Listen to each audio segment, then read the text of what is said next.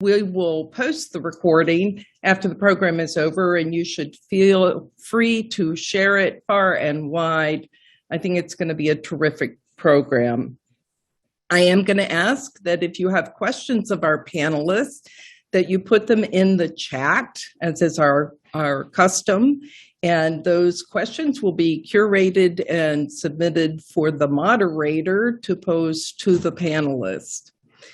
So without further ado, I'd like to call on Rosemary Trump, who is the Battle of Homestead Foundation's hero union organizer, who in fact is an officer as well and is the heart and soul of the organization. Rosemary's going to introduce our program tonight. Rosemary?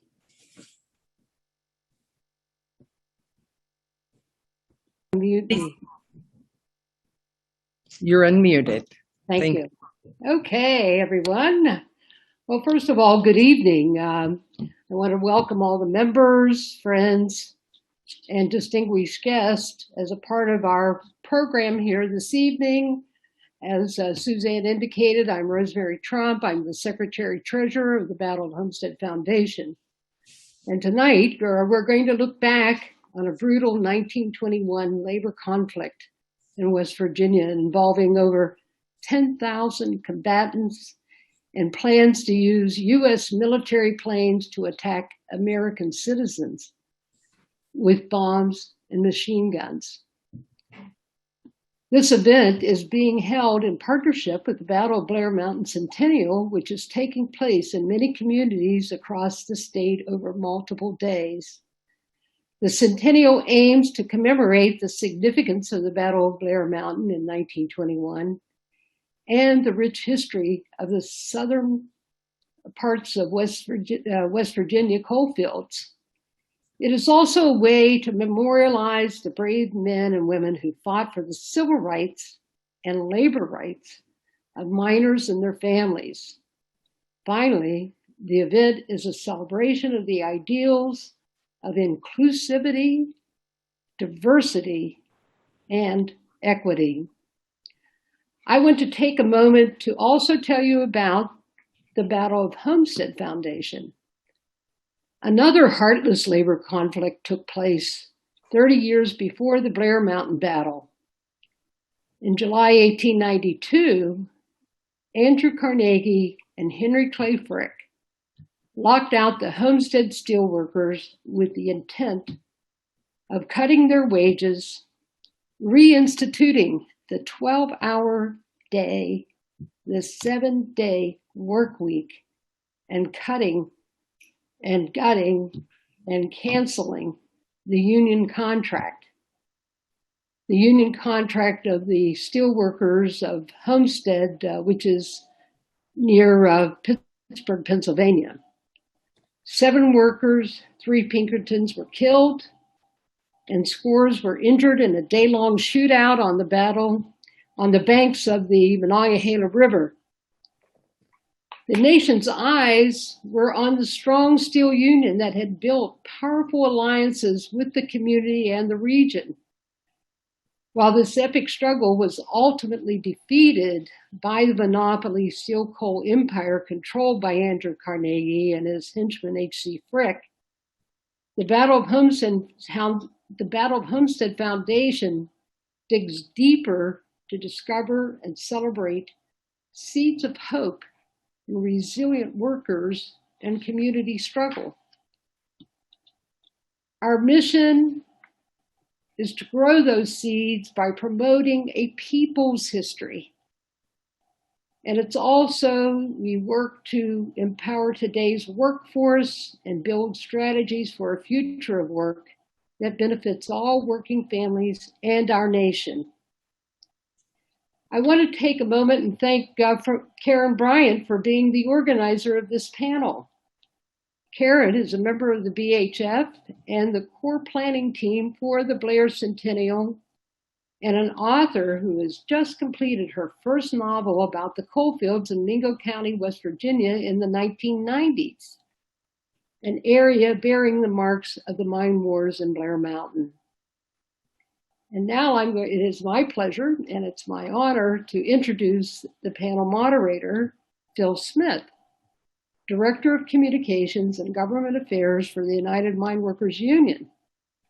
Phil's presence this evening is apropos since the miners in 1921 were fighting for the right to be represented by the UMWA, and as UMWA Government Affairs Director, Phil Smith led the broad legislative and communication strategy to achieve congressional passage of legislation in 2017 to preserve the health care benefits of over 22,000 retired miners, dependents, and widows whose benefits were threatened due to a series of coal company bankruptcies.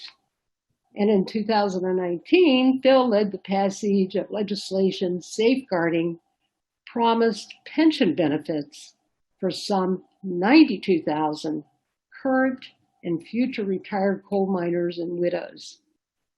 It's my pleasure to welcome and turn the program over to Phil Smith. Phil?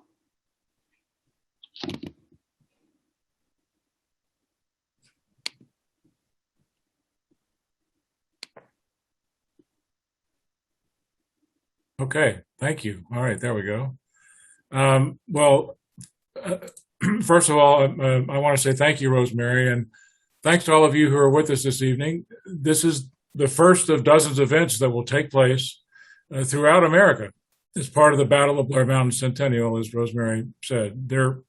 Excuse me, there are a lot more events available for people to participate in, so virtual like this one and some in-person events as well. So please go to blair100.com for more information and get signed up. We're going to try and provide an overall frame for the Centennial this evening. We're going to spend some time talking about the march and Battle of Blair Mountain, but also about its relevance. Was it just some moment in time that has no meaning today? Or does the notion of 10,000 miners taking up arms and marching to free oppressed miners in Logan and Mingo counties in West Virginia still have relevance today? And if it does, what is that relevance? I can tell you at the UMWA, the lessons learned from Blair Mountain have not been forgotten. The original Blair Mountain March and battle demonstrated just what measures workers will resort to when they believe their lives and their children's lives are at stake. In many respects, if you look around, American working families are approaching such a juncture again today. Real income, growth is stagnant and has been for decades. The gap between the very wealthy and the rest of us grows by the day. Workers' rights on the job are ignored, and the exploitation our grandfathers fought against at Blair Mountain is creeping back into the workplaces all over the country. Generations of students have never learned about the history of workers in America, much less about the March and Battle of Blair Mountain, and that has been by design, as those who have exerted influence over what is taught in our schools have long buried the truth about the hard and all too short lives not just miners, but all workers and their families were forced to endure in the days before there were unions. We've had successes. We won the 8-hour day and overtime after 40 hours. We created the weekend. We ended child labor. We won the Wagner Act, which opened the door to organizing on a scale many thought was not possible. We won healthcare benefits and pensions.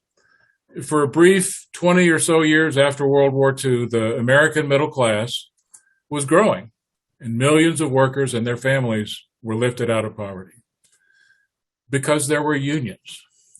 There was the mine workers and the steel workers and the auto workers and the rubber workers, the communications workers, the IBEW, Teamsters, so many more. It made life not just bearable, but enjoyable for an entire class of people that had never experienced that in all of history, anywhere in the world. But it did not last. A deliberate, long-term, multifaceted effort to undermine all that had been achieved by America's labor movement was launched in the 1960s and continues to this day. unfortunately, it has been very successful. We in the UMWA find ourselves back to marching, back to protesting, back to engaging in civil disobedience, to fight to maintain what our ancestors won in sweat and blood. And many others are doing the same thing. We recognize that although we have made great strides over the last century, the underlying conditions that caused the original marchers to take up arms and head to Logan and Mingo counties that hot August week in 1921 have not been completely erased. Indeed, they are regaining strength. So we march, and we speak out, and we organize. Through the simple yet powerful exercise of solidarity, we continue to work for the day our ancestors dreamed of, when they knew that they could leave their children a better world and a better future. That's what Blair Mountain means to me and to the union that I am fortunate enough to work for. And that's hopefully will kind of frame up the conversation that we're going to have today. With that, I want to introduce our panelists and give them an opportunity to tell you a little bit about themselves. Each has written a book, in some cases more than one book, about the history that we're going to talk about and about how it resonates today. Let me start by pointing out Charles Keaney. His friends call him Chuck. I guess I'm a friend because that's what I call him. But he's an assistant professor of history at the Southern West Virginia Community and Technical College. He served as president of the Friends of Blair Mountain and was a founding member of the West Virginia Mine Wars Museum.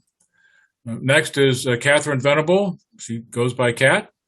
Kat's a public historian, a nationally published nonfiction writer, and co-founder of several public history projects, including the West Virginia Mine Wars Museum.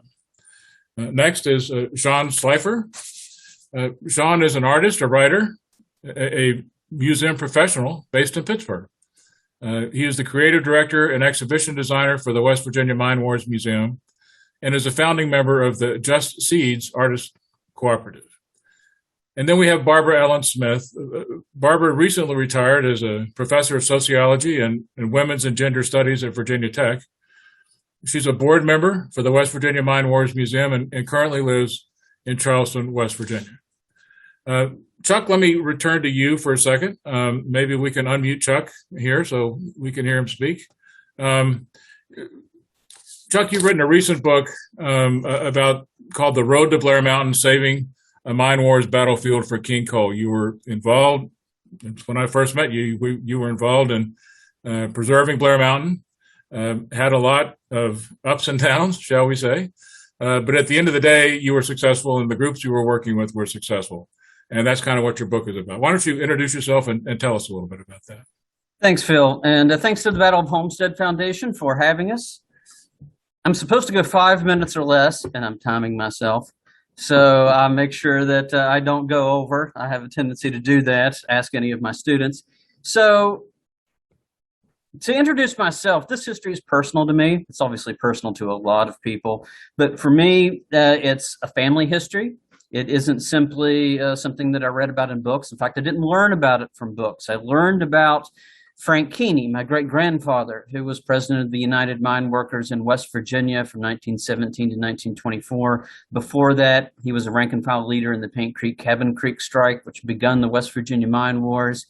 He was later charged with treason after the Battle of Blair Mountain. He was president of the West Virginia State Federation of Labor, and in the 1930s, he started his own union, the West Virginia Mine Workers, and then later on became involved with the Progressive Miners of America. So he was this individual that was prominent in the labor movement, but I didn't learn about him in school. I didn't learn about him in books at first. I found out about him from my family.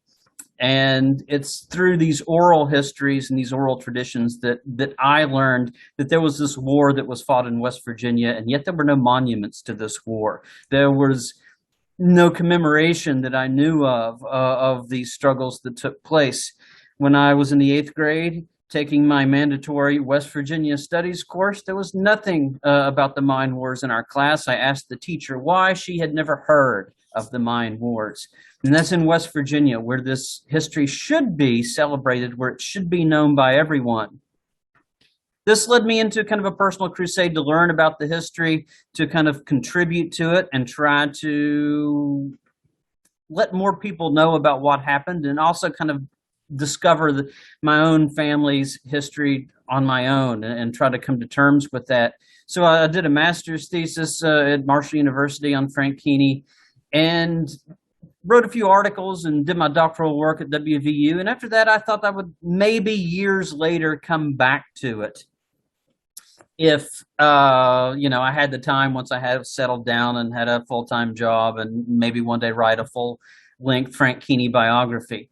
Then as I was working on my dissertation and I came to Logan at Southern College in Logan, and I started teaching there just as the Blair Mountain battlefield was delisted from the National Register of Historic Places due to influence by certain politicians and also the coal industry and the West Virginia Coal Association and their wonderful friends at Jackson Kelly that always represent them. And so they were successful in delisting it. At the same time, I was trying to teach West Virginia history at the college level, and my students had never heard about the mine wars, and they lived within 10 miles of the spot where the culminating event took place. So I began to get involved. I got involved in a group called Friends of Blair Mountain. We helped organize, along with other groups, a 50-mile protest march to try to save the battlefield because it was under threat from destruction by mountaintop removal. Not only is there a systematic attempt to leave this out of history books and paint the industry, the coal industry, in a much more positive light in their relationship to workers, but also the industry wanted to destroy the very places associated with that. So we did this protest march. I was then, 6 months after the march, elected president. I'm the current vice president of Friends of Blair Mountain. After an 8-year struggle with legal battles, citizen site inspections, a few computer hacks and death threats later, we were able to get it back on the National Register of Historic Places. And at the same time, we were able to be a part of this kind of mine wars renaissance, in the sense that the industry made a big mistake in trying to destroy Blair Mountain, because that sparked a whole movement which rejuvenated the history and kind of inserted it into the popular consciousness. And I was lucky enough to become involved with this great group that I'm with here tonight, Sean, Kat, and Barbara Ellen, in the creation of the West Virginia Mine Wars Museum. And it became a way of trying to insert that history back into the American popular consciousness and regional consciousness as well. And my time is almost up. So that's the very brief bit of it. My book tells all the details on how that came to pass. So, well, thank you, Chuck. That's it for me. We appreciate it. We'll get back to you. Don't worry about that. The next person we want to hear from is Kat. Kat, you wrote a book called "On Dark and Bloody Ground: An Oral History of the West Virginia Mine Wars." Tell us how you got into that, what the book's about, and then a little bit about yourself, please. Sure. Sound okay? Yep, sounds great. Okay. So my name is Catherine Venable Moore, and I'm a nonfiction writer here in West Virginia. And I'm here, I guess, originally, first and foremost, because I'm a daughter of West Virginia. It's my home, and I've lived here most of my life. And I've always just been very obsessed with understanding its complicated and troubled and sometimes beautiful history. So in 2011, I helped organize the march to Blair Mountain that Chuck was referring to, that was aimed at bringing awareness to the fact that the battlefield itself was under threat of being mined by mountaintop removal coal mining. The march was a life-changing experience for me and many others, and really brought me into connection with a lot of other people who felt very passionately and loved this piece of our history, this piece of our past as much as me. And so some of us went on to form the West Virginia Mine Wars Museum in Matewan, West Virginia, a few years later. So I've also come to find out over the past, decade or so that in my own background and in my own ancestry, I have ties with the coal industry. though not on the side that I would prefer to be associated with. Some of my distant relations were some of the most militantly anti-union coal barons of their generation. People, if for the nerds out there, people like Justice Collins and Joseph Beery, some of the pioneer industrialists who came to West Virginia, people who would have been the enemies of Chuck's family. And so I'm haunted by that on a personal level. And I think in a certain sense, some of my work is a way of trying to work for some kind of redemption, to tell the story. So I'm, continually fascinated by echoes between past and present, now and then. And it's kind of what I've spent my whole life writing about. So I actually am working on two projects. Well, one is completed and one is in progress. And the first one you alluded to, Phil, is a book that just came out from West Virginia University Press called On Dark and Bloody Ground, An Oral History of the West Virginia Mine Wars. And you'll see that I am not the author.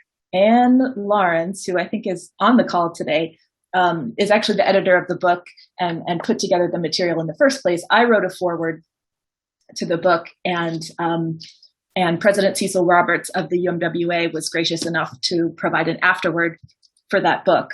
So I helped shepherd the book into publication with WVU Press, but the material itself, as I said, Anne Lawrence, back in 1972, when she was a young college student, gathered a set of oral histories through the auspices of working for the Miners for Democracy movement and their kind of mouthpiece publication. She went and spent months interviewing some of the firsthand witnesses and even participants in the mine wars, some of the primary characters involved in the Battle of Blair Mountain. So it's a vital and very precious resource for understanding this history from the ground up. I love it because these oral histories collectively just show how history is not black and white, and it's not always strictly an us versus them. People have gradations of opinions and feelings about their actions back then. And it shows, a lot of different perspectives, as well as a glimpse of what it meant when miners were finally allowed through federal legislation to come into the UMWA. Miners who had been kept out by their employers for a long time, and how quickly this happened in the shadow of the Great Depression. So there's a very moving testimony about what. From the people whose lives were changed, from the very people who were rising into the middle class that Phil was alluding to. It's quite a document. So all of the proceeds for this book, Anne has graciously donated to the West Virginia Mine Wars Museum. So we're very grateful to her for that. Well, that's great. Can I say one? Stop you there. Yeah, one more quick bite. Go ahead. So in 2017, I secured a book contract with Random House to write a history of the mine wars, and I've been working on that ever since. That's great. Okay, we're looking forward to seeing that too. And Anne, I guess you're on, and thank you very much for all the work you did to make that first book possible. I'm looking forward to seeing it myself. Next, I want to introduce Sean Schleifer. Sean is. As I said before, he's part of the West Virginia Mine Wars group. I guess he designed the exhibits and did a lot of work to make it the really tremendous place that it is now. Hopefully, if you haven't been there, you'll get down there pretty soon. Sean, you just published a book about that really kind of examines an interesting part of the history. It doesn't go all the way back to the mine wars per se, but the whole idea about movement. There it is. A lot to be angry about. That's right. Yeah, there's quite a bit. Yeah. We all have a lot to be angry about. Why don't you tell us about the book and how you came to get interested in working on this kind of stuff? So I'm lucky enough to be working with the West Virginia Mine Wars Museum, and I have for I think it's about 6 years now. And through that work, I ended up learning about Don West. This was the original thing. I was at the Appalachian South Folklife Center for a wedding a few years ago. And a friend of mine, one of the people who was getting married, handed me this poetry chapbook that was just sitting on a table and said, "You got to learn about this guy, Don West. He's really cool. I got to go. Have a good night." And so I was, flipping through this thing and just kind of going, man, this looks like a zine, like the kind of publication I would have grown up with as a young punk, a self-published small press kind of thing. And on the back of it, it had a little logo and it said Appalachian Movement Press. And I texted that little image to a couple of friends of mine who also work in the kind of history of left-wing political graphics in the United States, as I do. And they said, "We've never heard of this place. You got to dig into this story." And I said, okay. And then I procrastinated for the better part of a year on actually doing anything about that, doing any kind of research or anything. So it took me a little while to find out who these people were, but I started researching Don West, and I started researching Appalachian Movement Press, and I started finding some of the people who had been involved. And I wrote an article for a publication called Signal, and then WVU Press got in touch with me and said, "Do you want to turn that into a book?" And I said, absolutely, although I don't know if it's a book-length story, but yes, I will try. And so I found after that, I think a total of 15 people who were involved in Appalachian Movement Press. So this was an organization throughout the 1970s out of Huntington, West Virginia, that was publishing people's history and all kinds of things related to left movement and integrated with the left movement in Appalachia at that time, basically for free or at cost, and attempting to just distribute these booklets and these pamphlets all over the region. So they did everything from like early Appalachian identity texts that kind of blew up on the scene to republishing histories that they didn't have the permission to republish because they thought they were that important that people should have them, even if they were breaking the law. And I wanted to find these people and talk to them about what they were doing. They published several magazines. They were the in-house print shop for the left at that time in the area. There's a lot about them in the book. The book is beautiful. If you pick it up, it's full color, and there's a lot of reproductions of some of these texts in the back, including a children's book about sabotaging strip mining equipment, which I highly recommend everybody at least read to themselves, if not the children in their lives. I'll just cut it there, Phil. Okay, well, great. Thank you. We'll get back to some of that, I'm sure. Next, I want to introduce Barbara Ellen Smith. As I said, Barbara just recently retired from Virginia Tech. She wrote many years ago, probably the seminal work with respect to black lung, called "Digging Their Own Graves: Coal Miners in the Struggle Over Black Lung Disease." Barbara recently updated that book. We were happy to help her with some information and material that she used to update that book. Barbara, why don't you tell us a little bit about yourself and about the book and what the progression has been over this time for what you've been working on? Well, thank you, Phil. Actually, as by far the oldest panelist, that could take a while, but I'll try to keep it short. Let me start by saying that I first heard about the Battle of Blair Mountain when I was like 19 years old. And I had moved to Charleston, West Virginia. This is the same period of time that Ann Lawrence was in southern West Virginia. This was the winter of 1971-72. I, though, had come to work with the Black Lung Association in a grubby little storefront in Charleston on Washington Street East, and was stunned by the fact that virtually every coal miner I met who was over the age of about 65 or so talked about fighting in the Battle of Blair Mountain with a machine gun.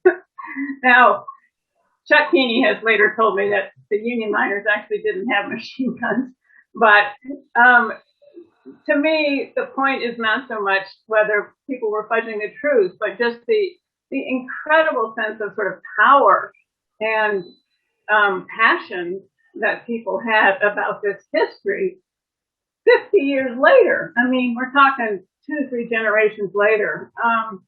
So it was just it was so striking that to have participated in a battle that actually ended in defeat was a badge of honor. Right? So, as I mentioned, I was there to work with the Black Lung Association, and this was a time of tremendous ferment.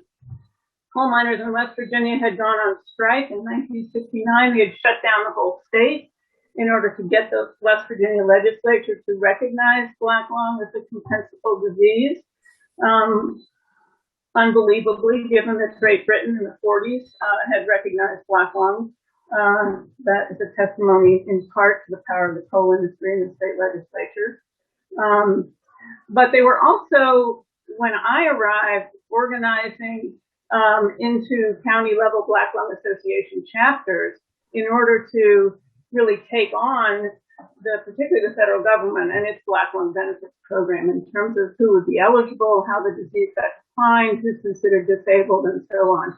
And so this collective resistance and very much affirmation of a kind of interracial solidarity that in the context of Black lung also included women, spouses of miners, widows of miners, organizing together and really challenging the influence of the coal industry and also that of conservative physicians who continue to seek to deny the significance of Black lung disease. So I wrote about that. It's still mentioned in this book that came out in 1987. Probably about 8 people read it or something. It went out of print pretty quickly. And I did move on to other mostly labor issues. But in the context of the recent resurgence of Black lung, which is just taking a horrific toll even on very young miners in their 30s, who have only worked, a decade or so in the mines and are getting disabled from occupational lung disease, I decided that it was time to revisit the Black lung story. And it was not only the resurgence of disease, but also the explanations on offer for that resurgence that really disturbed me because they featured technical factors like the changing composition of mine dust, and they featured the failure of MSHA, the Mine Safety and Health Administration, to enforce the respirable dust standard and so forth. But they completely erased the legacy of Blair Mountain, the legacy of the Black lung movement, the legacy of the struggle of workers in the workplace, on the picket line, in the legislature, in Congress, to, in the instance of Black lung, get this disease recognized, get compensation for it, and be recognized for the suffering that they endured. So I decided it was time to rewrite the book, update it. It now includes a beautiful photo gallery by Earl Dotter. The proceeds from its sale also go to the West Virginia Mine Work Museum. And what I hope it does, more than anything else, is to restore the importance of workers' power in the workplace and through their collective organization and action to protect themselves from occupational harms, which, as we've seen and is still mentioned, unfortunately, that power has diminished. Yeah. Well, thank you very much, Barbara. I appreciate that. As has been mentioned in the chat and was mentioned earlier, if you have any questions for the authors as we move forward, we're put them in the chat and we'll get to as many of them as we can in our in the time that we have here. We've got about 45 minutes, and we're going to jump right into some questions that we already have. Kat, I'd like to get back to you if I can. Tell us a little bit more. I'm sorry I cut you off, but you're working on your own book about the history of the West Virginia mine wars. What will your book add to the discussion about the mine wars and what happened there? Yeah, so I think it was in 2014, maybe, James Green published a really wonderful comprehensive history of the mine wars, a fairly comprehensive history called The Devil is Here in These Hills. And I would highly recommend it to anyone who wants to get a primer on this topic. It's for a popular audience, very well researched. So, which begs the question, why am I writing a book about the mine wars and the Battle of Blair Mountain? And the reason is that I think, well, in part, I felt like there was a large puzzle piece that was consistently kind of left out or ignored from most of the historical narratives that we see. So the basic argument, I mean, I make a few, I hope, unique arguments in the book, but one of the main ones is that, in particular, women, Black miners, and immigrant miners whose labor was obviously, essential not only for to make the machines go, but also to do the work that made life in a coal camp possible. These groups were, in many, many cases, the most exploited and the ones who fought the hardest and sacrificed the most for the union cause. And so by ignoring or not centering them in the story, you're really missing a huge piece of the story. So I wanted to recenter those narratives of women, African Americans, and immigrants to the story. And so I did that by focusing on three individuals. I'm telling the story of these three people who captured my heart. I guess when I was reading through volumes and volumes of transcripts of Senate testimony, they just kind of left out from the page to me. One of them's name is Bill Clark, and he was involved in a strike in 1902. All of these people, by the way, what they have in common is that they were victims of brutal violence at the hands of the industry and its private police force known as the Baldwin-Felts Detectives. And they each fought back in their own brave and incredible ways. So Bill Clark in 1902, who was actually, he was murdered by a mine guard for his role in the union movement. A woman named Giovanna Contenta, who was the victim of a brutal assault by a mine guard in 1912 in the Paint Creek strike. She was an immigrant from Sicily. And a man named Frank Ingham, who lived in Mingo County in 1920 and was one of the main strike leaders in Mingo County in the lead up to the Battle of Blair Mountain. And he was also a victim of, they attempted to lynch him actually. And he was a leader in the movement.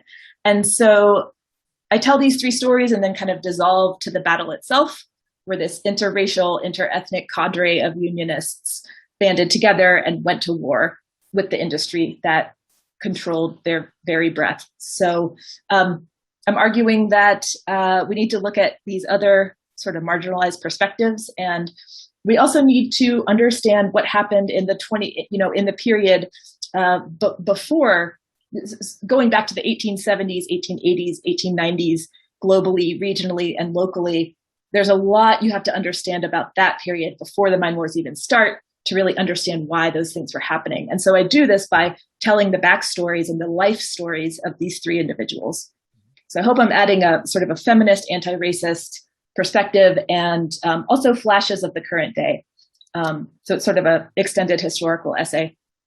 Oh, sounds fascinating. When do you expect publication? Are you kind of at that point yet?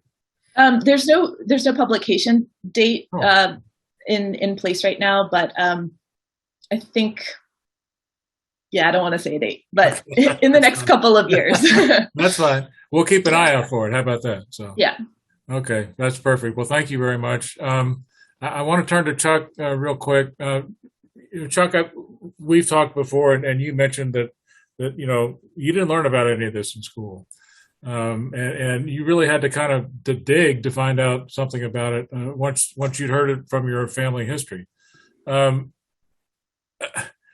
Why do you think that is? And as an educator, what's been done up to now to insert the history of the mine wars and labor struggles into the classroom? and in the popular consciousness. Yeah, okay. So first of all, this is really important that we talk about this because, you know, right now we're talking about race in the classroom. That's what's grabbing all the headlines right now, and that's important that we talk about race in the classroom. But we also need to talk about labor in the classroom and how that has been left out. And it's not simply an omission. It's something that was deliberately taken out and deliberately left out. And it goes all the way back to the mine wars themselves, with the powers that be trying to control the narrative over what happens. And that can go towards Governor Hatfield shutting down pro-miner publications like the Socialist and Labor Star in Huntington, or the Argus Star, or these pro-strike publications, and shutting them down, not letting them show their side of the story, or reporters that were shot on Blair Mountain and held by Don Chafin and not allowed to tell the whole story, as one mine guard put it, not allow them to say any sob stuff for the rednecks. Or then later on, groups like the American Constitutional Association were created by co-operators and by other business leaders and politicians in the state to control the curriculum that was used in West Virginia schools and in West Virginia history, so that the people themselves had this notion of the coal industry as only being a benefactor and only being this great thing. I remember in my book quoting one of the textbooks that refers to coal as the wonder substance and the thing that brought West Virginia out of the days of the bobcat and the wilderness into civilization. And of course, the way it was portrayed is that the miners themselves were uncivilized and backwards, or they were manipulated by outside agitators. And so they left it out of the textbooks for over 50 years. There's even an instance where Governor Holt, during the Great Depression, objected to this New Deal project that was going to tell the history of the state, and refused to cooperate with FDR's New Deal programs if they didn't take out references in the book to Mother Jones and the Wheeling Strike and Blair Mountain and Paint Creek and Cabin Creek and the Hawks Nest incident, which of course is America's largest industrial disaster. So it was deliberately left out and whitewashed. And so up to the present, students don't know about it. Why do they need to know about it? Well, they need to know about it because they need to understand the significance of unions and the importance of organizing and bargaining collectively.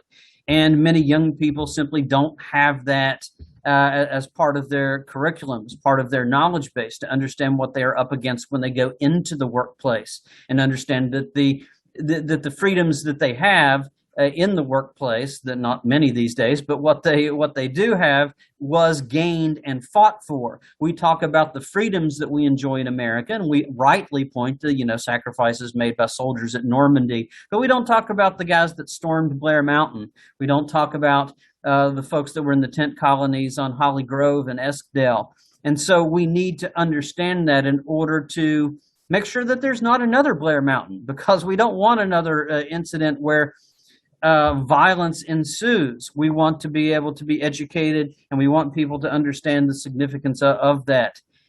And it's also, of course, important for regional identity, for how West Virginians and Appalachians see themselves. Sorry, that's a short answer. That's fine. As I said before, I think we're in many respects reaching a point where many of the same things are happening.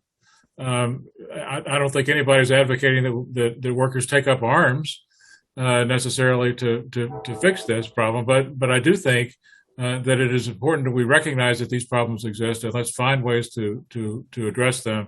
And we're not going to recognize it if we're not teaching our children about it. There's just no question about that. Well, thanks for that, Chuck. And Sean, I want to turn to you for a second. So much of the West Virginia labor struggle has been hidden, as we just talked about. So how does your book help us understand the deeper history of exploitation and how the folks at the Appalachian Movement Press fought to tell a different story? Yeah, I think the best way that it does that is letting the people who were involved in Appalachian Movement Press kind of weave the story themselves. I mean, a lot of this process for me was just cold calling these people and asking them what they were up to 40 years ago. And there's a in their time, in their late 20s and early 30s throughout the 70s, they were trying to kind of pull memory forward into their time from the 30s, et cetera, these different stories to people in that era and say, look, here's a historical precedent for organizing, et cetera, that we can look to. And then I was asking them to pull their stories from the 70s into now and kind of weave together a story that would make sense to a contemporary audience. Okay. And I think that, some of what happens in the book is there's reproductions that people can read that actually allow you to go to the source material and make some of your own judgments about how things were being written and how people were talking about the history of the region at that time. So it lets the reader do their own work as well. Well, that's fascinating. Okay.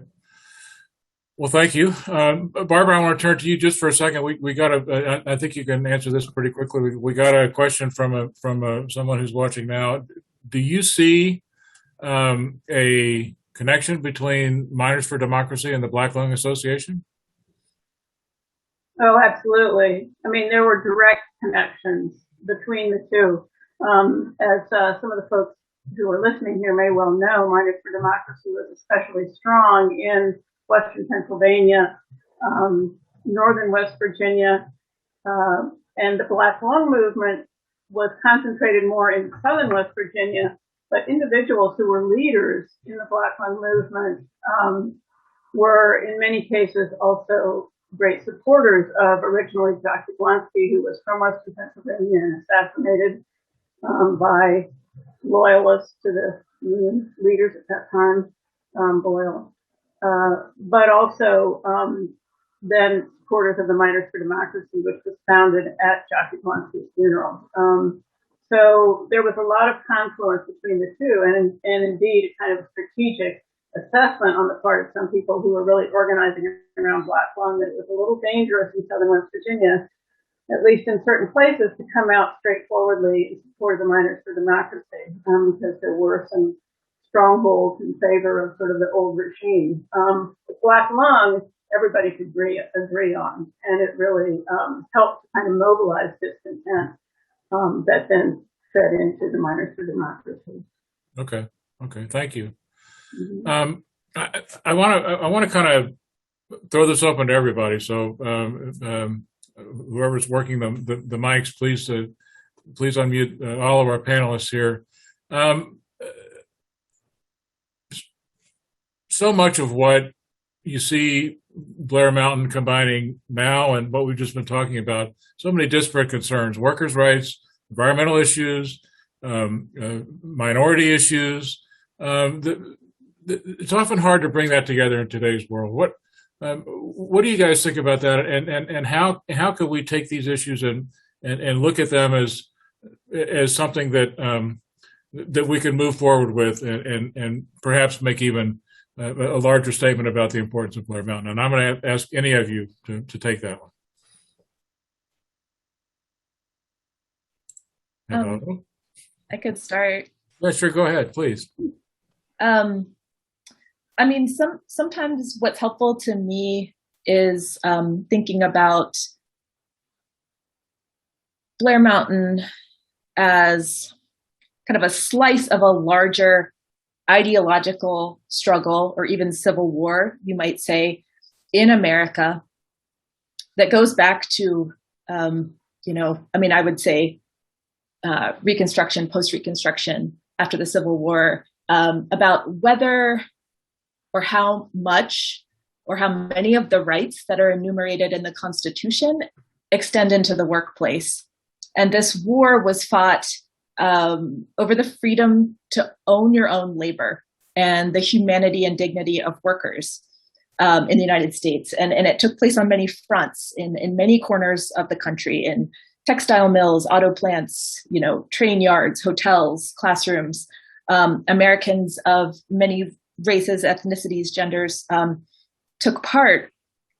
And it's still being fought today. And unfortunately, workers are losing that battle right now. And it's important because what's at stake in this sort of ideological struggle is and was the democratization of the world of work. That's a quote from a labor historian I like to use a lot. And what are the limits, if any, of an employer's right to exert control over the lives of workers and set the conditions of the work? How far do citizenship rights extend into the workplace, and what rights, if any, do workers have to come together collectively to affect change on the job? And those rights are not guaranteed. As Phil mentioned, there was kind of a golden age of about 20 years when those rights were enshrined, and they no longer are. So I think it's about democracy and workers' freedom in the end. Anybody else? I think we have to. The story of Blair Mountain to me is also a story about who the enemy is, frankly, to be blunt about it. I mean, we're talking very wealthy folks who have managed to enrich themselves through political control as well as their control in the workplace. And, when you see, you think of the consequences of that and the capacity to divide people along lines of race and gender and sexual orientation and so on. We risk defeating ourselves, I think, in terms of our capacity to organize when we don't understand the importance of the lessons of solidarity and collective resistance. I think right now, I tend to think a lot about occupational health, but right now we've seen the recognition increasingly that, oh my gosh, there are all these workers who are like at risk of COVID. And of course, part of the concern, frankly, I think, is that as consumers, people are worried that they're going to get COVID from those workers. But nonetheless, there's at least that attention to the fact that, everybody from Amazon warehouse workers to people in animal slaughterhouses don't have enough personal protective equipment. They're being forced to work overtime. They work in inhumane speeds and so on. Why is that? It's not inevitable. It's not inevitable. They're not organized. They don't have the capacity collectively to resist those circumstances. And that is certainly, for me, one of the huge lessons of Blair Mountain and of the Black Lung movement and some of the other activism that we've referenced here is just this importance of interracial and interethnic and connected solidarity of all forms. Mm-hmm. Okay. Blair Mountain itself, if I may add to that, itself, the place is not just it's a unique place because it's a place of conflict. The history is that of conflict, but it's also one of common ground or solidarity, as some might say, in the sense that we see a lot of the similar issues today, that we were seeing in 1921, as people have already pointed out. But it's also a place where people can find a common ground. In 1921, people of different ethnicities and races were able to at least temporarily set aside their differences to work together for a common cause. And you also found that in the efforts to preserve the Blair Mountain battlefield. Blair Mountain became this common ground where groups like Friends of Blair Mountain, the local grassroots organization, and also groups like the Sierra Club, the largest environmental organization in America, and the United Mine Workers, historically one of the largest and most influential and important unions in America, find common ground and find ways to work together. And so it does, while it shows us this example of exploitation, of what people will do to other human beings for greed, for money, but it also gives us opportunity to find common cause where otherwise we may not. Yeah, and that kind of leads into the next thing I want to ask, which is, what would you like to see happen to the battlefield? Should we put up markers? Should we have a buildings? What do you think the Blair Mountain battlefield should become and should look like 20 years from now? First of all, I think it should be out of the hands of coal operators and the landowning companies that they lease from. That's the first thing that needs to happen. The land ownership needs to change. United Affiliates, Western Pocahontas Partners, Natural Resource Partners, all these wonderful corporations that own so much of the property there. So we want to see that change hands. But I want to see a park there. I want to see people go there. You can't really fully understand the extent of what happened until you're up on that ridge line looking down at the slopes and understand what a person would have had to been pushed to try to go up that slope against entrenched positions with machine guns. What would motivate you to do that? You really don't see the power of the story until you're there and understand it as a sacred landscape. So I think that's significant, and I think we're still working towards that. We made a video a couple of days ago about the current status of the battlefield. It still is, even though it's saved from surface mining, there are still not protections against timbering and natural gas drilling and some other things. So there's still work to be done. We have to fully protect the place. I think the Mine Wars Museum, if I may say, has done a pretty good job, thanks to these other folks here with me. Maybe not so much because of me, but because of these other guys that have done such great work and made it such a wonderful place for people to see. So the story's getting out there. Now we just need to preserve the place and also use it as a means of economic rejuvenation. You can see the little town of Matewan and how it's improved in the last 6 years and how new businesses have started. If you go to Blair today, it's a desolate place that looks deserted, almost like a ghost town. So it's a potential means of economic rejuvenation for a region that sorely needs it. Anybody else want to have a vision for what Blair needs to look like? No? Okay. So we'll move on, and this is also a question for everybody. Oh, go ahead, Barbara, please. Wait a minute, let's get you unmuted real quick. There you go. Just want to mention that the Mine Wars Museum has really been working towards not only trying to preserve the mountain, as Chuck has worked so hard to do and is striving for, but also the route, the march route. I mean, miners march for miles and miles from Marmet to get to Blair Mountain, and so being able, for people to be able to actually retrace that route, have interpretive markers about what happened where, and so on would be incredibly exciting. And I would just also flag Chuck's mention of the need, really the larger need for land reform. We got to get the land in West Virginia out of the hands of all these corporations if we're going to have a future in the state. Yeah, I have to say, the UNWA, as some of you may know, is going to actually recreate that march over Labor Day weekend. And having been on that route, and I think most of you have been on that route, making that walk is going to be hard. We're going to have we're having a little bit better than what the folks who made the march a decade ago did, because we're going to have traffic control and we're going to have police escorts and all that kind of stuff, because we're going to have a bunch of people. But it's first of all, it's a dangerous road even to drive on. And so when you're walking on it and people and those big coal trucks are driving on it, becomes even more dangerous. So there's something that needs to be done with that route. And I think you're absolutely right, Barbara. It would be great to have interpretive markers as you go along and a historical view of what actually happened here. Let me move on to another question from our audience from tonight. Marty Boyers asked, sometimes historical fiction delivers a lot of good history. And this was a question for everybody, so if you want to open their mics.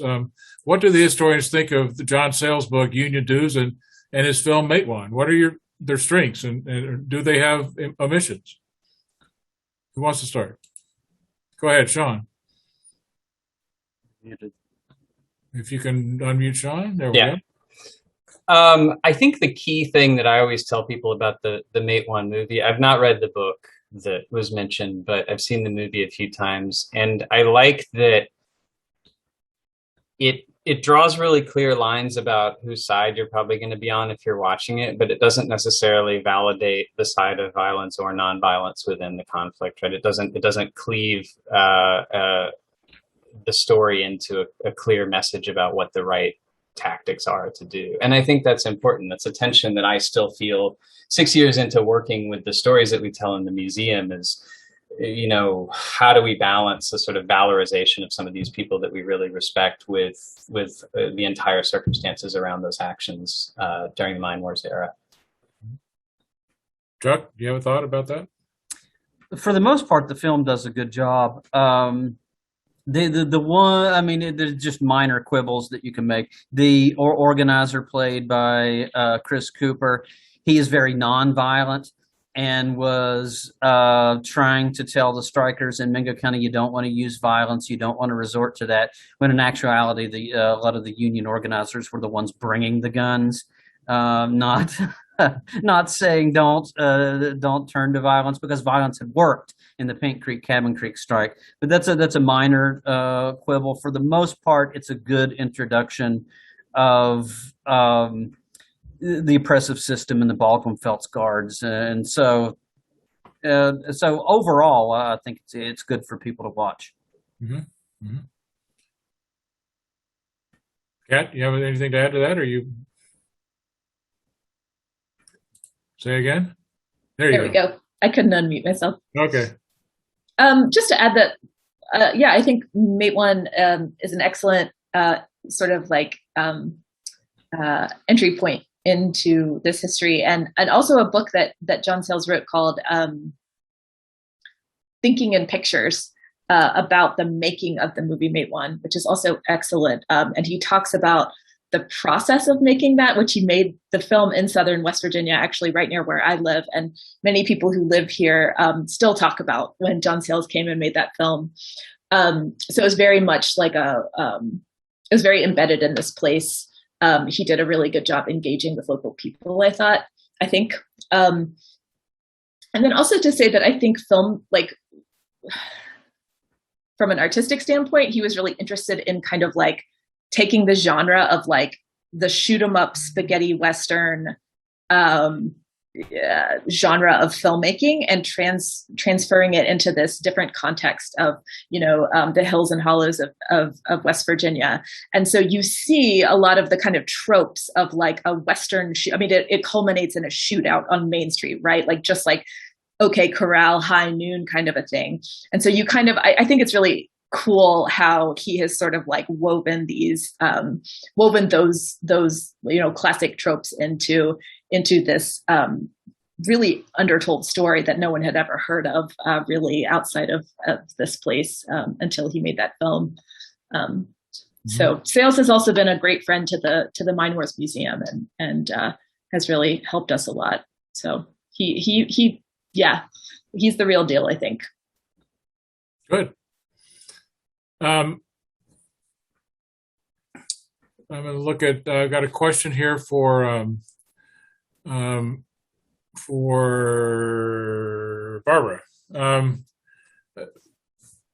What lessons does the Black Lung movement offer to workers and their problems with just general occupational health and safety, to other workers in other organizations or other occupations?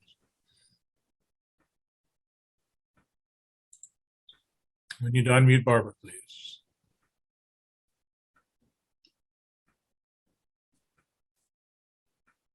There you go. There we go. So I think when you strip it down, that there's two huge lessons of the Black Lung movement, and one is something that we've already talked about, and that is that at the end of the day, there's just no way that OSHA, the Occupational Safety and Health Administration, or MSHA, you know, that covers coal mines and metal, non-metal, and other kinds of mining, can monitor effectively workplaces in this country. There are all kinds of reasons for that, but you know, they're underfunded agencies. And at the end of the day, it's workers' capacity to organize and protect themselves that is just fundamental in terms of occupational health. And we've seen this a little bit during COVID. I mean, you know, we've had nurses sitting down in Chicago saying, hey, we need more PPE and we need access to it now, because the supervisor was controlling the key to the closet when the stuff was stored. So we're seeing these sort of episodic and isolated actions around occupational health at this time of intense sort of concern around everyone's health. But I think the workplace lesson is that there's just no substitute for collective action. But the second lesson is more subtle, and I haven't gotten into it in this conversation today, but I'll just say a few words about it. And that is that there are wonderful, wonderful physicians who do occupational health and environmental health and who are sympathetic to workers and to the problems of communities and so on. But the standards of proof in scientific medicine for occupational causation are such that for workers to be able to prove on a case-by-case basis that my respiratory disease was caused by working in a coal mine or in a foundry or in a whatever, and not due to air pollution in the place where I live, or for that matter, the smokestack that I live next to, it's an incredibly high bar, and it stymies workers' capacity to really gain recognition of disease and compensation for disease when that recognition is not forthcoming or there are disputes about it. And so what the Black Lung Movement did, and this was with the help of sympathetic lawyers, was to fight for presumptions. You're sick, your lungs show that you can't breathe, and you worked in a coal mine for so many years, you get compensated. We just stopped the story there. You should get compensated because there's so much weight of evidence suggesting that it's pretty harmful. It's kind of obvious, to inhale dust day in and day out. You should be compensated for that. So those two other things. Okay.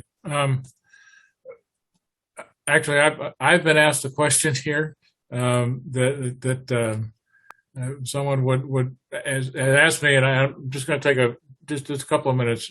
Folks know, or many folks know, that we've had a strike ongoing down in Alabama at Warrior Met Coal since April the 1st.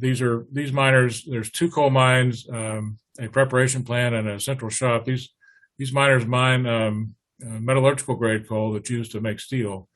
It's all exported to other countries where they make steel because we don't make steel in this country anymore.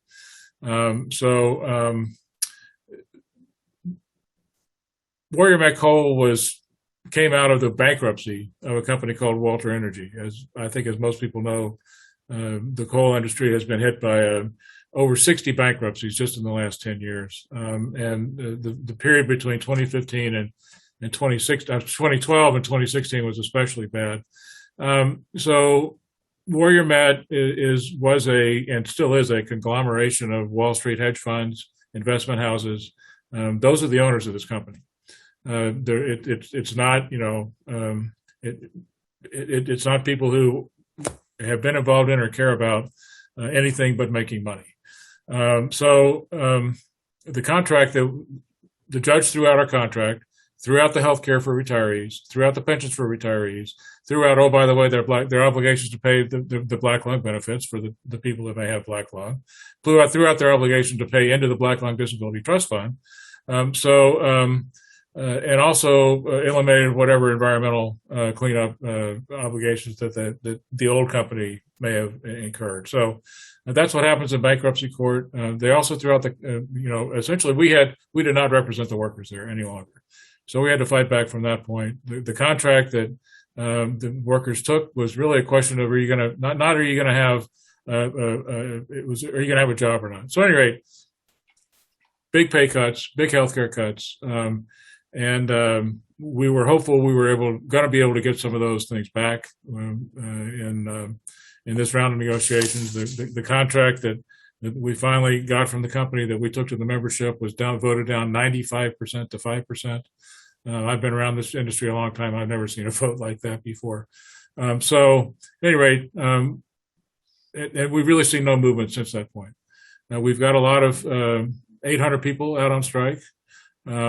And families. We're providing strike benefits. We're paying for their health care.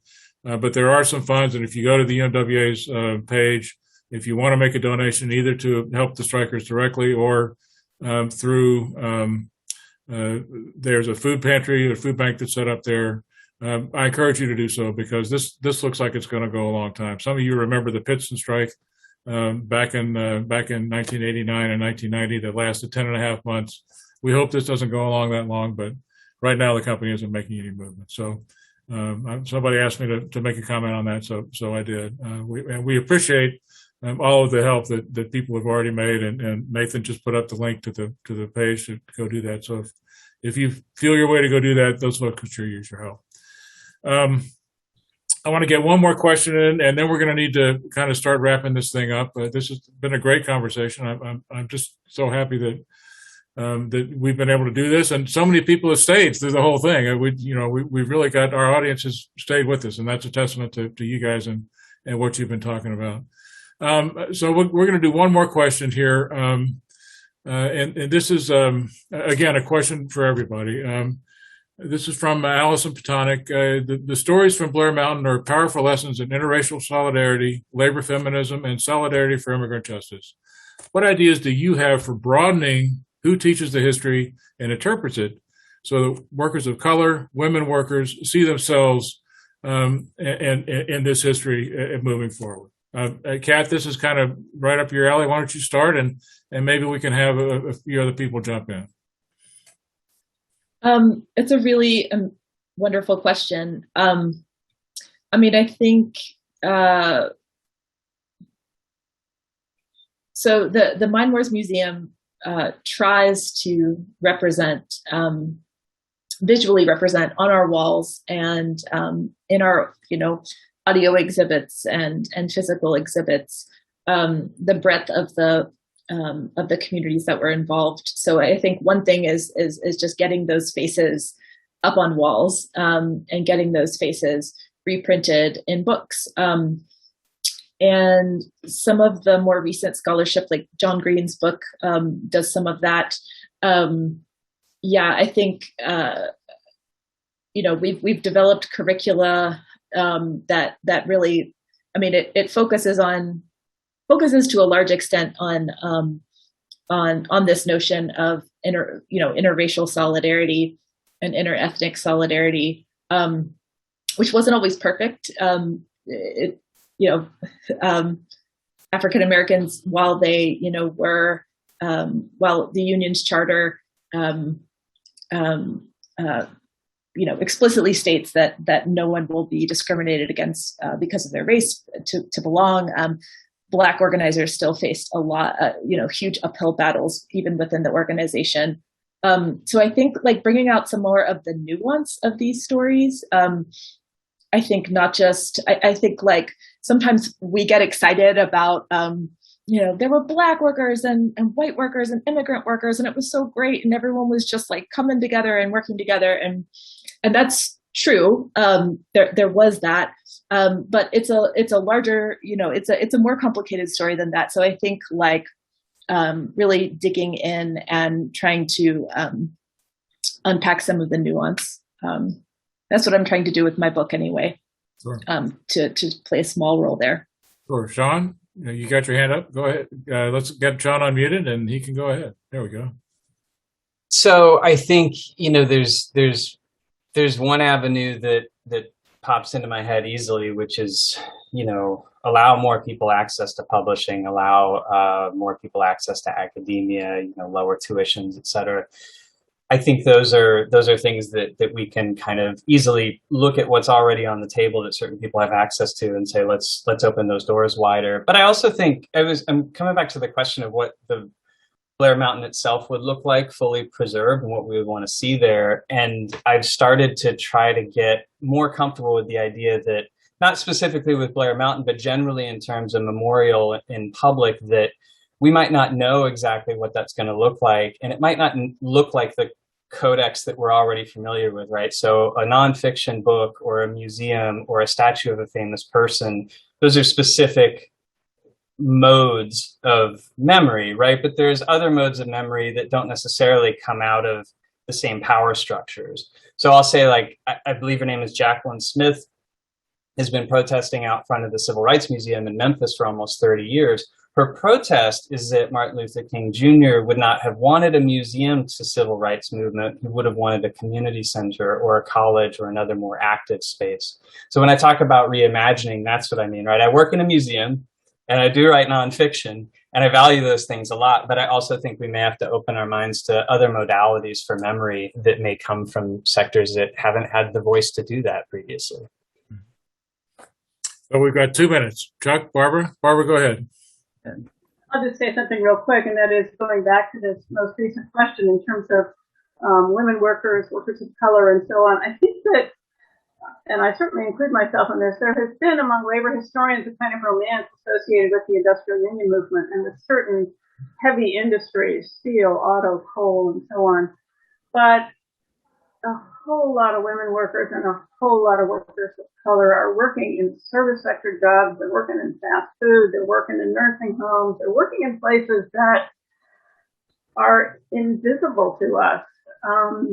And I think, you know, the kind of oral history work and the labor work needs to focus much more on the places where those workers are, which of course reflects also how our economy has changed. Chuck, you get the last word here. Well, you can't celebrate history from the bottom up unless people from the bottom are the ones celebrating that history. You're not going to get good history of minorities, different races, labor movements necessarily from institutions that have historically worked to control those groups. And when you look at something like West Virginia history textbooks, well, it's kind of like reading the wall of hieroglyphs by a pharaoh's tomb, in the sense that you're seeing only what they want you to see and only the story that they want to tell you. And one of the things, at least I as a teacher try to do, is to get my students to look deeper and go for themselves. And I think one of the things that the Mine Wars Museum is doing, in addition to being just a museum, is we're beginning to make a collection of artifacts, also source material and places where people can come and research, and then they can then go and kind of grab the baton and take it for themselves and run with it. So it's a long game. I've called it identity reclamation in the past, and it's a long game, but I think we're making progress over time. I would agree. Listen, I just want to thank all four of you. It's been a great evening. The comments in the chat are, very evident of that. I want to thank the Battle of Homestead, the Homestead Foundation, for putting this together. Karen and all of her team did a lot of work to make this happen. We want to thank them all for that. I want to thank the Blair 100 Centennial group. And please make sure to check out some of the other stuff that's going to be happening over the next couple of weeks. And it's going to wrap up with, for those of you who find yourselves near Racine, West Virginia on Labor Day, we're going to have a blowout of a party there for Labor Day, like we always do. But we really want to have as many people as we can come down and join us there. With that, I'm going to throw this over to John Hare from the Battle of Homestead Foundation. John, the floor is yours, buddy. Hi there. There he is. I'm John Hare, president of the board of the Battle of Homestead Foundation. What a tremendous presentation tonight. What I loved about it, it not only begins to tell the story of a little known important historical event in our country, but it also talks about a very important point about how we tell that story, how we display the artifacts, how we interpret it, and how we celebrate it. And we feel so much in common with the activists that are doing the Mine Wars Museum. In many ways, you're setting the pace to help those of us in other regions learn how we can tell a people's history and interpret it and play a role in changing our current history in the process. And I'm so proud to be associated with all of you. And I want to say this is the largest attendance for the programs that we've had this summer. And I think one of the best ones. I'm so thankful for all of you for taking the time for such a wonderful presentation. Thank you to the panelists. Thank you to the UMWA for letting our wonderful moderator, Phil Smith, help us through this program. And thank you, the West Virginia Mine Wars Museum, for all the work that you do and making history accessible, not just to scholars, historians, history buffs, but anyone interested in the impact of history and labor and workers and working people, and with material they can take away and use. And thank you for the volunteers from our organization, the Battle of Homestead Foundation. You've worked so diligently to present this Zoom and publicize the program. That includes program chair Suzanne Donsky, communications chair Larry McCullough, and podcast producer Nathan Ruggles. Again, thank you, Karen Bryant, one of our proud members of the Battle of Homestead Foundation, as well as on the core planning team for the Blair Centennial. Thank you, Karen, for planning and arranging tonight's wonderful panel. Karen, again, has just finished her debut novel called Reclaiming Grace, and it takes place in southern West Virginia coalfields in the 1990s. And we're looking forward to good luck in publishing this, and we hope that we can see it and promote it and feature her in some of our programs in the future. I do want to close with just mentioning, first off, that it is so important that that if you haven't yet, you go to the website for the Blair Mountain Centennial. It's essentially www.blair100.com to look at the full schedule and the tremendous width and breadth of all the programs that are happening towards the end of this month and the beginning of September. It's really impressive. It's a huge project, and it's a huge feat that people all over West Virginia will be talking about. The mine wars. The New York Times is snooping around, I understand, to talk about the mine wars as well. And I do want to remind folks that in 1921, only about 50 days before the period of the Blair Mountain Battle, was the Tulsa Massacre. And again, we see another example of history being reclaimed by communities that where that history has been wiped out. And that's good work. That's the work that we do because it begins to paint a picture that people can understand, because we talk about what happened to the people. We don't talk about somebody's donations to build libraries or somebody else's good works after they denied people their right to even have a voice in their workforce.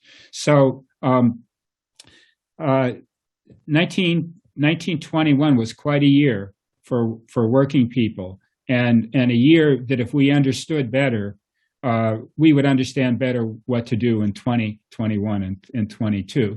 And this Blair Mountain Centennial is really getting us there. It's getting us there. We really appreciate it. Two events that would be of interest to all participants tonight. Number one, on Thursday, September the 2nd, there is a Zoom webinar. Phil Smith will be there again. It's sponsored by a group called Reimagine Appalachia. And this will feature the United Mine Workers and Phil, Maya Helm, who's a research associate at the West Virginia Center on Budget and Policy, Stephen Herzenberg from the Keystone Research Center. He's economist and co-director of Reimagine Appalachia, and Hannah Halbert, executive director of Policy Matters Ohio. They will be talking about what it could be with a fair shake for labor and involvement of working people in their unions in our economy. And as well, I want to announce the Blair Mountain Centennial bus excursion for those of you in the Pittsburgh area or Washington, PA area. There is a partnership between Battle of Homestead Foundation and DeBolt Unlimited Travel. from Homestead. And our hope is that we will be able to have enough interest in taking a bus excursion from September 3rd to September 5th from Pittsburgh down to Charleston and Matewan and back. So that would be Friday to take in all the events that happen in Charleston Friday night, the kickoff event, and the concert program. The tickets are not included for the concert program, but you can get those on the Blair 100 website. And if you're interested in this bus excursion, which also includes a tour of a coal mine in Beckley and a stop at the Depression area Eleanor Roosevelt community, Arthurdale near Morgantown, that was formed by the Roosevelts for unemployed and kicked out the coal miners, and that community still exists as similar to Norvelt in the Pittsburgh area. So that excursion, you can find out all about that by going to the Battle of Homestead website. And if we can't get enough people, we won't be able to do it. If I know COVID is a concern, and we're working to make sure that all safety concerns are taken into account and understood. Finally, on Saturday, October 2nd, in the Homestead United Presbyterian Church, there is a very important dialogue with environmental and labor activists, really an honest dialogue of how we can work together for both clean air, clean communities, and good jobs, good manufacturing jobs, and good jobs in industries that pay good money, good union jobs. This dialogue is sponsored by the Battle of Homestead Foundation, and it'll be a in-person meeting with knowledge of all the precautions necessary in our COVID period.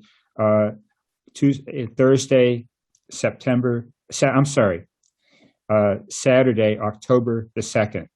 And again, more information can be found on this event at the Battle of Homestead website. Almost done. If you haven't but considered making a donation, it's not too late. We're pleased to be able to offer these programs without charge, but we do appreciate any donations that can be made. People have been very generous so far. If you can, please help us. This is how we as a nonprofit are able to provide programs such as this. And again, I want to say that it's a wonderful honor and pleasure to have such really people's history stars to be able to talk on our programs.